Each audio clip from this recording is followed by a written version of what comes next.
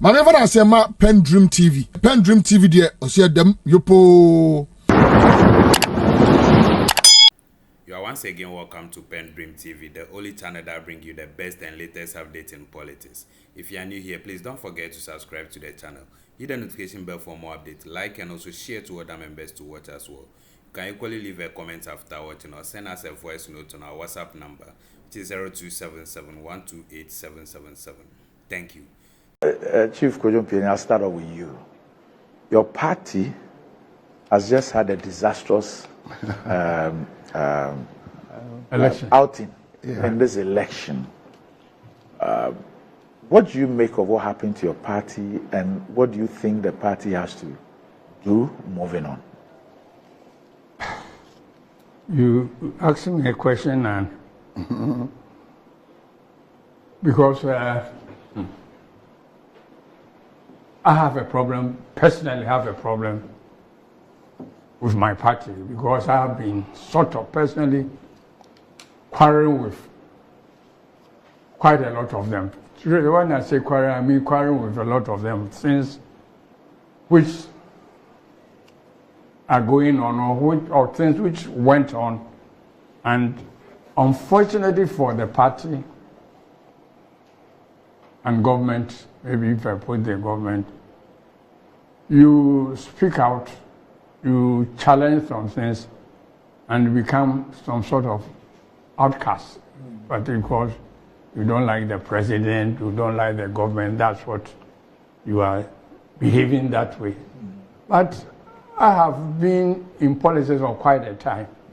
And if I want to be honest, if I see something which is going wrong, I must be able to speak out. I believe our party problem, from my own, started the time we removed our party chairman and the general secretary. I believe that's when the party's problem started. Mr. Paul Afroku and Mr. Kwabena Japan. Okay. I believe that's when well, when we did that, we gave the party to one man to do whatever he wanted to do with the party. And people were scared to speak out. From there, we went to government. Executive government with executive powers more powerful than party leader. So one would have thought that at that stage, we would have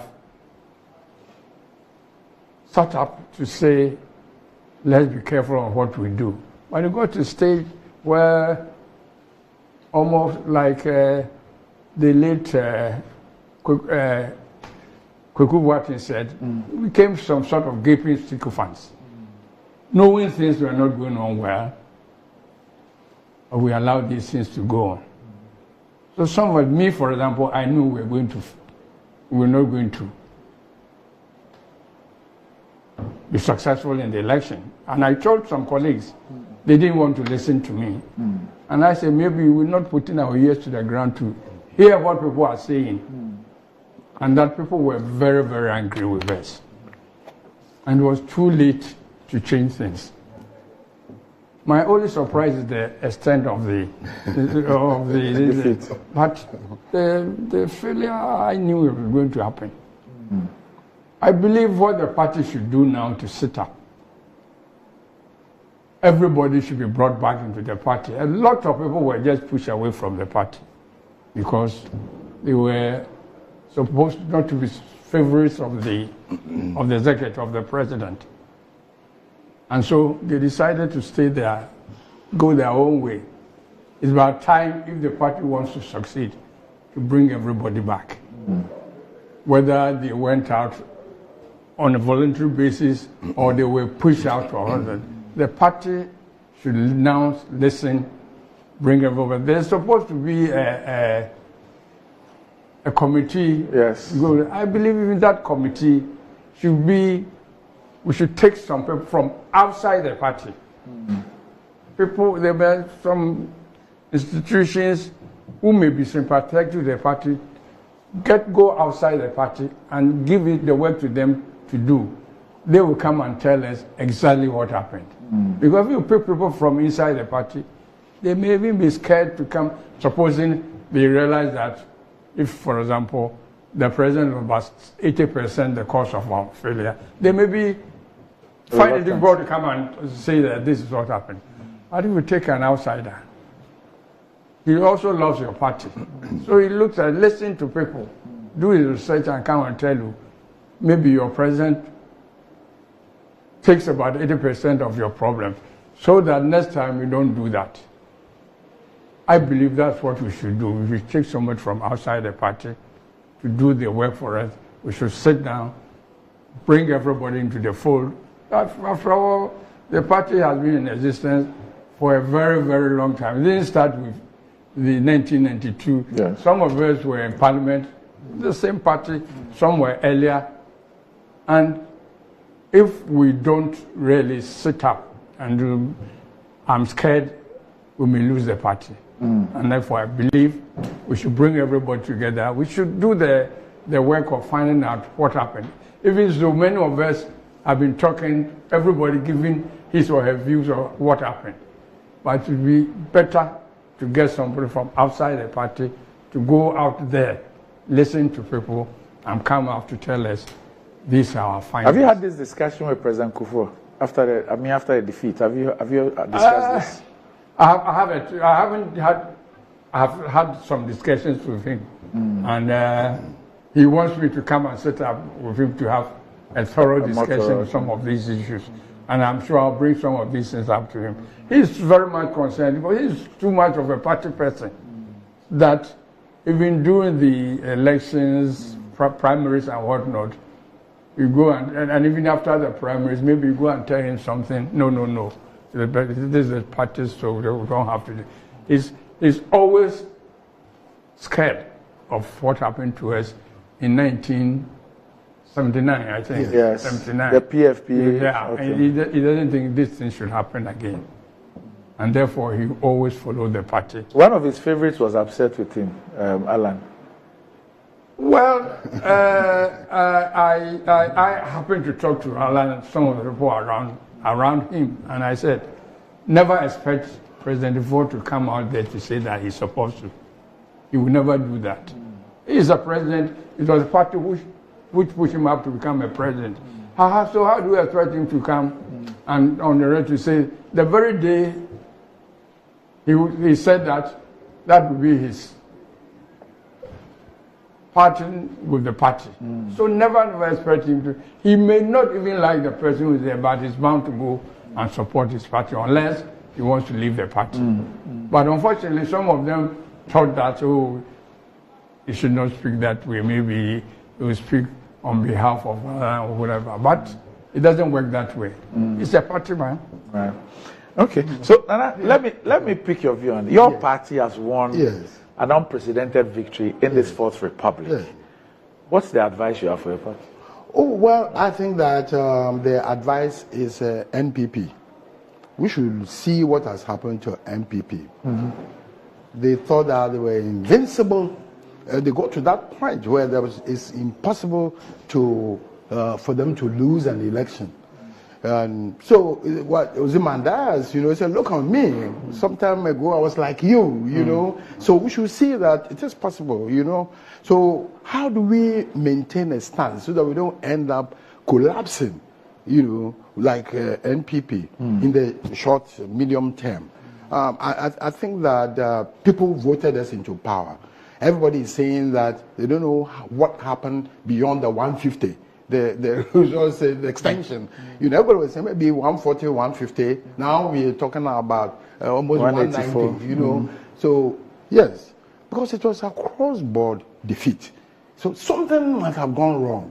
And what clearly in my own mind is that, look, NPP lost Ghana in 2022. By 2022, NPP had lost, the whole country was mad. Some things were happening. If you go into August 25th or so, 2024, the manifesto launched, I think, by Mr. Dr. Bawumia, he did say it. Eventually, you see, rather belatedly, that in 2022, they realized that this country was almost like breaking down, like is it one of those countries which suddenly went down, Sri Lanka or something like that? Yeah. He said it. You see that? So that time the country was broke. The country had gone to the dogs. It was the same year where all the licenses for the mining. Look, if you decide to find out what happened in 2022, you'll be shocked. All the wrong things happened because they were overreacting. You know, the e-levy concept, all those things. They didn't know where to turn.